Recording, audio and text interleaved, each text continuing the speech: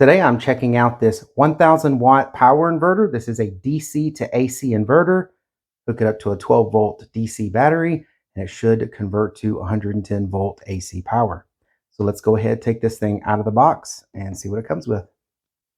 So out of the box, you get the inverter itself. You get a pair of alligator clips, positive and negative, much thicker wires on this to be able to handle the load of a 1000 watt inverter. Then you get the very light duty DC accessory port. Now this would plug into like your car's, accessory port, which would then, power some small stuff, maybe a laptop or something. But usually this peaks out at about 150 watts. And then of course the manual. So I'm going to actually test what I can get out of this inverter with a 12 volt battery that I have sitting over here. I got a battery monitor and everything set up on it. And I really need this to be able to run a residential fridge that averages about 300 watts when it's running, but it can peak up to about 800 watts when the compressor kicks on. So that should be well within the parameters of this inverter here, but we're going to test it and see. All right, and this is what we've got going on here. I've got the positive lead on this inverter going into the positive lug on this battery. And I've got this battery monitor here with a 300 amp shunt going through here to watch all the statistics of the power coming off this battery.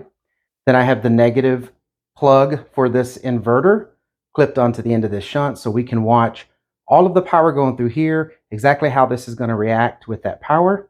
And then I have, instead of a residential fridge, which I don't have with me, I have a dehumidifier that has a lot of the same specs as the refrigerator I want to run. So we're going to use that in its place to test out this inverter.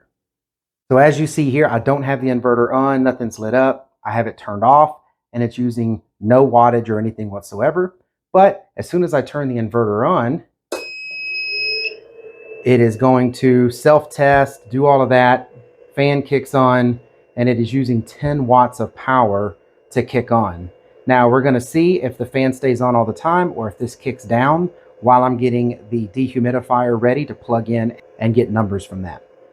All right, so it does not look like the fan kicks off. It looks like it keeps everything running. So you're gonna have, it looks like about a 10 watt overhead just from the inverter running. Now, that's somewhat to be expected because, with fans and an inverter by itself, it already uses some power. And then you've also got the conversion rate. So basically how effective that inverter is converting power, that also goes into play. Specs on a lot of these say 100%, some of them say 90%. But it's usually 90 to 95% from what I've seen on most of these inverters. So you're going to lose 5 to 10% of the power just converting from DC to AC. So kind of add that into your math when you're trying to figure out how big of an inverter do you need for your system that you're doing. I'm also going to be using this kilowatt system here to show us the wattage that it's pulling while I have it plugged in so we can compare all the numbers. I'm actually going to turn this off. I'm going to plug in this kilowatt monitor. Then we're going to turn it back on. I'm going to turn it to watts because if you go to volts, it shows it's about 118. I'm going to go to watts to see how many watts we're using while we're running this dehumidifier so we can get a good idea of everything that's going on. All right, I just kicked on the dehumidifier. It's running at about 365 watts. That's pretty normal, but when the compressor kicks on and off, they do spike. So let's make sure this inverter can handle that peak jolt of power from the compressor. That's actually going to be pretty important. Well, I did see this wattage kick up to about 800 watts at one point, which, is still below the 1000 watts, but it did kick up to that and hold that for maybe 5 seconds, and then it went back down, and the inverter hasn't tripped. So far, it's handling it fine. Now, this is getting warm. It's not hot, but it's warm. I mean, it's definitely above room temperature. So I also plugged in a heat gun that I have, which definitely will make this thing trip.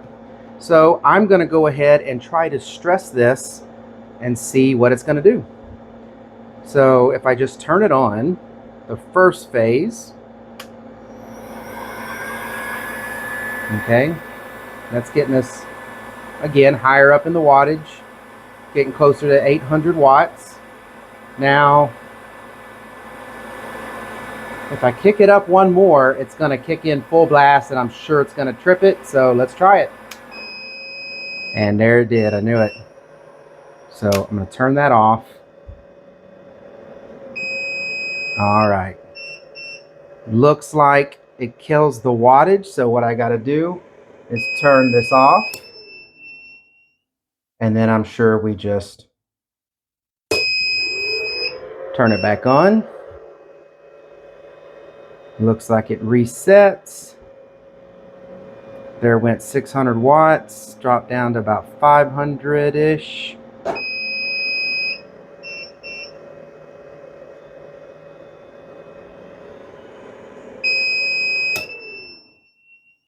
So I unplugged the heat gun and I reran this with the dehumidifier and it was running fine again.